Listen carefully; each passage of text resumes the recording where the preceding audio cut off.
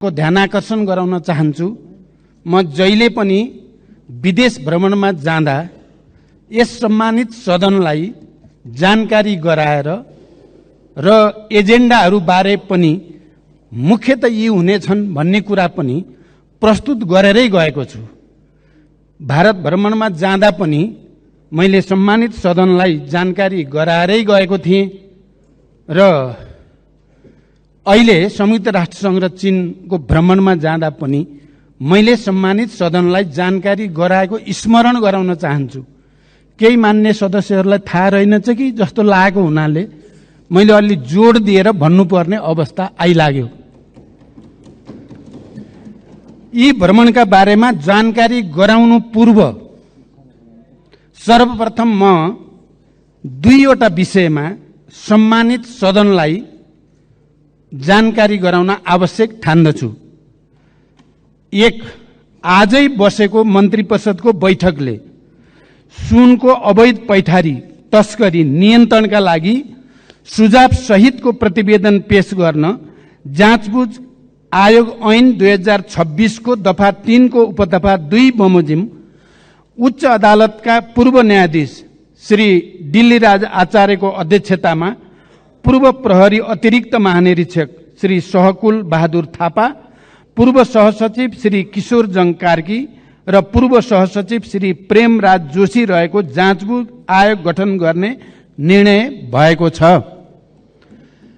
2, Nepal oil निगमले हिजोदेखि लागू हुने गरी पेट्रोलियम पदार्थको मूल्यमा गरेको वृद्धि आसन्न चाडबाड र उपभोक्ता हितलाई पनि ध्यान राखी तत्काल फिर्ता लिन मैले निर्देशन गरे बमोजिम नेपाल आयल निगमले सो मूल्य वृद्धिको निर्णय फिर्ता लिई पुरानै मूल्य कायम गरेको छ।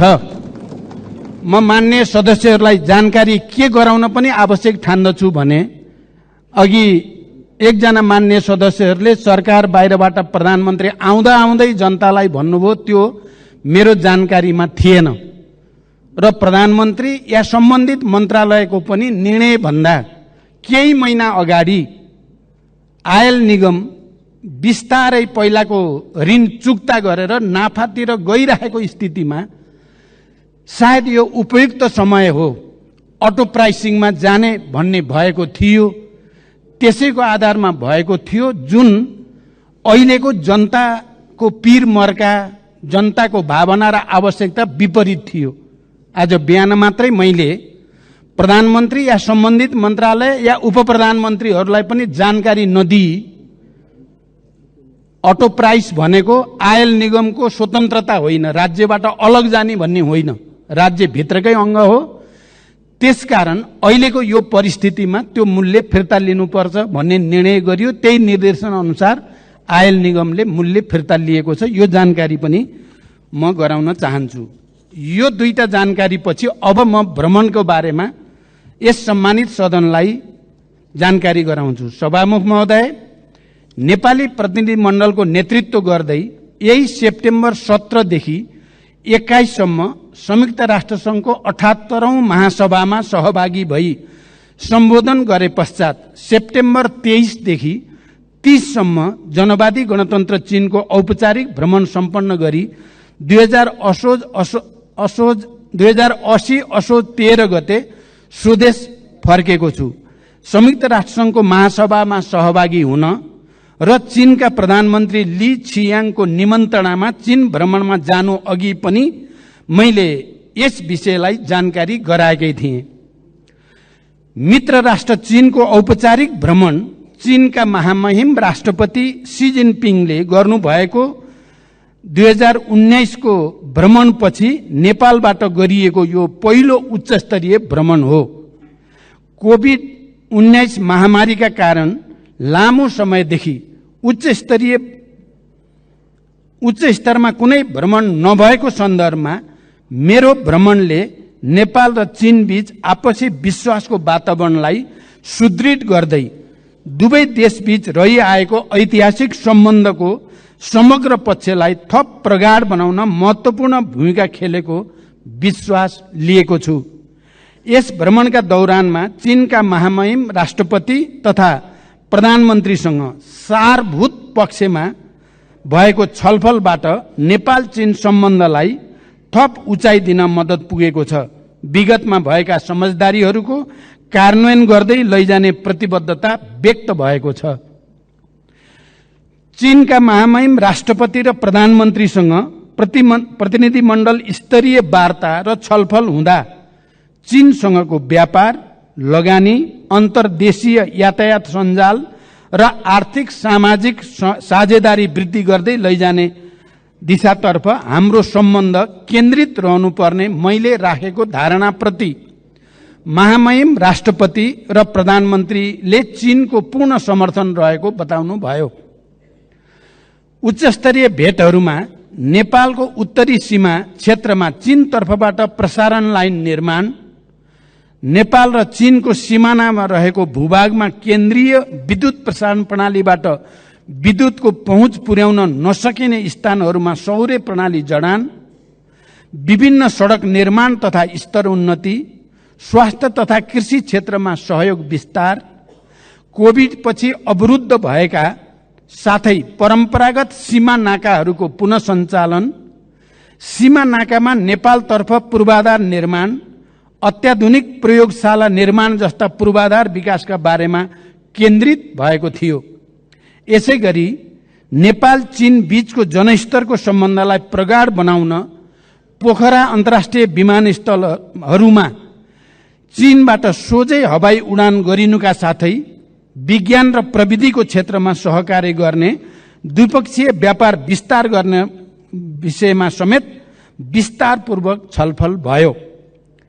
नेपाल सदैव एक चीन नीतिमा प्रतिबद्ध रहँदै आएको र नेपाल चीन बीचको सम्बन्ध पञ्चशीलको सिद्धान्त, असल मित्रता, आपसी साझेदारी र सम्मान तथा अन्तर्राष्ट्रिय मूल्य मान्यता र कानूनमा आधारित रहेको पृष्ठभूमिमा भविष्यमा यो सम्बन्धलाई थप उचाइमा लैजाने दिशातर्फ दुवै पक्षले गर्नुपर्ने कार्यका बारेमा गम्भीर विचार विमर्श भयो। चीन भ्रमणको समयमा चीनको हाङजाउमा विभिन्न देशका राष्ट्र प्रमुख र सरकार प्रमुख एवं उच्चस्तरीय प्रतिनिधि समेतको उपस्थितिमा चीनका महामहिम राष्ट्रपतिले गर्नुभएको उद्घाटन समारोहमा सहभागी भई नेपाली खेलाडीहरूको हौसला बढाउने अवसर पनि प्राप्त भयो। हाङजाओ र बेइजिङमा भएका बैठक र छलफलका अलावा चीनको छोङछिङ, चीनको स्वशासित क्षेत्र तिब्बत र छेन्दुको समेत भ्रमण गरी द्विपक्षीय सम्बन्धका बारेमा छलफल गरिएको थियो।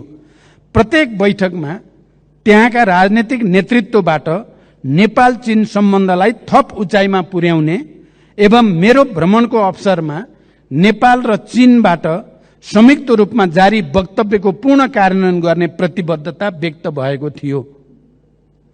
यसका साथै चीनको जनकांग्रेसका अध्यक्षसँगको भेटमा संसदीय प्रणाली र कानून निर्माणमा चीनको जनकांग्रेसको अनुभव समेत बुझ्ने अवसर प्राप्त हुनुको साथै आपसी सहयोग आदान प्रदान गर्ने विषयमा समेत गम्भीर छलफल भयो।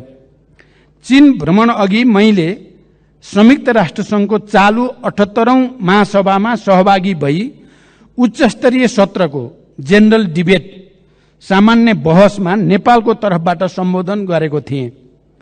यस सम्बोधनमा मैले प्रमुख रूपमा नेपालको शान्ति प्रक्रिया र त्यसलाई ठोस निष्कर्षमा पुर्याउन अन्तर्राष्ट्रिय समुदायको सहयोग, जलवायु परिवर्तन तथा यसले गर्दा नेपाल लगायत अल्पविकसित देशहरूमा परेको नकारात्मक प्रभाव र त्यसका निराकरणका उपायहरू, हिमाली राष्ट्रहरूका समस्या, दिगो विकासका लक्ष्यहरूको प्राप्तिमा अल्पविकसित राष्ट्रहरूका समस्या प्रस्तुत गर्दै ती समस्या समाधानमा साधन स्रोतको व्यवस्थापनका लागि विश्व समुदायको गम्भीर ध्यानाकर्षण गराएको छु।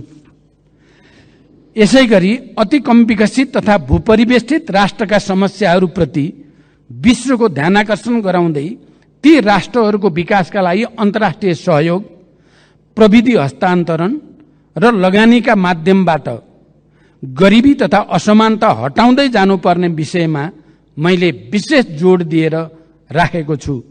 साथै समकालीन विश्वका प्रमुख मुद्दाहरू मानवाधिकार, निशस्त्रीकरण, आतंकवाद बारे नेपालको दृष्टिकोण पनि प्रष्ट शब्दमा प्रस्तुत गरेको छु।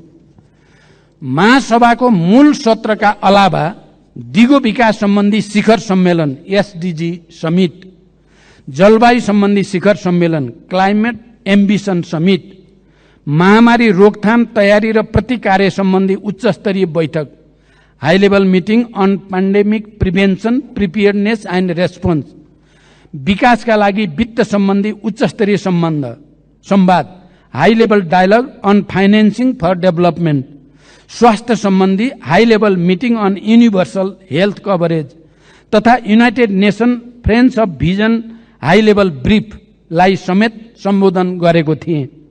यी सम्बोधनहरूमा मैले नेपाल लगायत अति कम विकसित राष्ट्रहरूको तर्फबाट समेत दिगो विकासका लक्ष्य प्राप्तिका समस्या, त्यसको समाधान, जलवायु परिवर्तनको प्रभाव र सोको न्यूनीकरणमा सहयोग गर्न अति कम विकसित मुलुकहरूका लागि सहज वित्तीय पहुँचको सुनिश्चितता, कोभिड-19 लगायतका महामारी र सोबाट गरिब मुलुकहरूका अर्थतन्त्रमा परेका समस्याका बारेमा विस्तृत र स्पष्ट दृष्टिकोण राखेको थिएँ।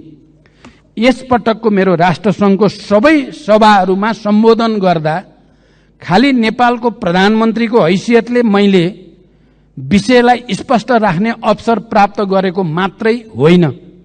यो पटक हाम्रो लागि विशिष्टता के रह्यो भने हामी एलडीसीको चेयर हौं। यो पटक 47वटा कम विकसित देशहरूको अध्यक्षको हैसियतले प्रत्येक सभामा सम्बोधन गर्ने विशेष अवसर पनि नेपाललाई प्राप्त भयो र त्यो अवसरको हामीले अधिकतम सदुपयोग गरेको जानकारी पनि म गराउन चाहन्छु। संयुक्त राष्ट्रसङ्घको महासभाकै दौरानमा अमेरिकी राष्ट्रपति एवं संयुक्त राष्ट्रसङ्घका महासचिव लगायत विभिन्न देशका राष्ट्र प्रमुख र सरकार प्रमुखसँग पनि द्विपक्षीय गम्भीर छलफल भएको थियो। मैले र प्रतिनिधि मण्डलका सदस्य माननीय परराष्ट्र मन्त्रीले संयुक्त राष्ट्रसङ्घका सम्बन्धित अधिकारीहरूसँग गरेको छलफलमा शान्ति कर्मीहरूको सुरक्षा, बन्दोबस्तीका लागि भएको खर्चको समयमै शोध भर्ना तथा निकासा लगायत नेपालले गरेको अटुट र उच्च तहको योगदानको कदर स्वरूप जिम्मेवार तथा उच्च पदहरूमा नेपालको समुचित प्रतिनिधित्व हुनुपर्ने विषयलाई विशेष प्राथमिकताका साथ जोड दिएर उठाइएको छ। समग्रमा दुवै भ्रमणहरू सफल भएको मैले र हाम्रो प्रतिनिधि मण्डलले ठानेको छ। चीनको भ्रमणले झण्डै 4 वर्ष लामो नेतृत्व तहबाट एक अर्का मुलुकमा भ्रमण नभएको स्थितिको अन्त्य भएको छ। उच्च स्तरमा भएको द्विपक्षीय वार्ताबाट छिमेकीहरूका संवेदनशील विषयहरूमा नेपालले पालन गर्दै आएको नीतिको पुनर्पुष्टि भएको छ। राजनीतिक तहमा विश्वासको वातावरण बनेको छ। पूर्वाधार निर्माण, व्यापार, लगानी तथा जनस्तरको सम्बन्ध विस्तारमा द्विपक्षीय सहयोग र सहकार्यलाई तीव्रता दिने मार्ग प्रशस्त भएको छ र अझ महत्त्वपूर्ण त नेपाल र नेपाली जनताप्रति चिनिया नेताहरूको सद्भावना विशेष रूपले अभिवृद्धि भएको हामीले महसुस गरेका छौं। त्यसैगरी संयुक्त राष्ट्रसङ्घको महासभामा प्रधानमन्त्री स्तरमा भएको सहभागिताबाट नेपालको शान्ति प्रक्रियालाई निष्कर्षमा पुर्याउन संयुक्त राष्ट्रसङ्घ र अन्तर्राष्ट्रिय समुदायको सद्भाव हासिल गर्ने, नेपालमा द्वन्द्वबाट शान्तितर्फ रूपान्तरणको सफल उदाहरणलाई अन्तर्राष्ट्रिय समुदायले उचित मान्यता दिनुपर्ने, दिगो विकासका लक्ष्यहरूको कार्यान्वयन तथा जलवायु परिवर्तनका प्रभावहरूबारे नेपाल लगायत अति कम विकसित मुलुकहरूका चुनौती र तिनको सम्बोधनका लागि विश्व समुदायको ध्यानाकर्षण गराउने विषयमा नेपाल यसपटक देखिने गरी प्रस्तुत हुन सफल भएको छ। सभामुख महोदय, साँच्चै नै एलडीसीको चेयरको हैसियतले पनि, क्लाइमेट चेन्जको सबभन्दा बढी असर परेको क्षेत्रको हैसियतले पनि शान्ति प्रक्रियालाई अन्तिम निष्कर्षमा पुर्याउने र विश्वलाई नै शान्तिको एउटा नयाँ सन्देश दिने सन्दर्भमा पनि यो पटक संयुक्त राष्ट्रसङ्घको महासभामा देखिने गरी नेपाल सुनिने गरी नेपाल स्थापित भएको महसुस हामीले गरेका छौं। यो सधैँ प्राप्त हुने अवसर थिएन, यो विशेष स्थितिमा प्राप्त हुने अवसर थियो। यो अवसरलाई हामीले, मेरो नेतृत्वको प्रतिनिधि मण्डलले हामीले धेरै बैठकमा सहभागिता म र परराष्ट्र मन्त्रीजीले गर्ने अवसर प्राप्त भयो। हामीले अधिकतम सदुपयोग गरेका छौं र यी दुवै भ्रमणबाट विश्वासको एउटा नयाँ वातावरण, नेपाल देखिने र चिनिने गरी स्थापित भएको महसुस मैले गरेको छु। यति जानकारी गराउँदै बिदा हुन्छु। धन्यवाद। अभिवादन।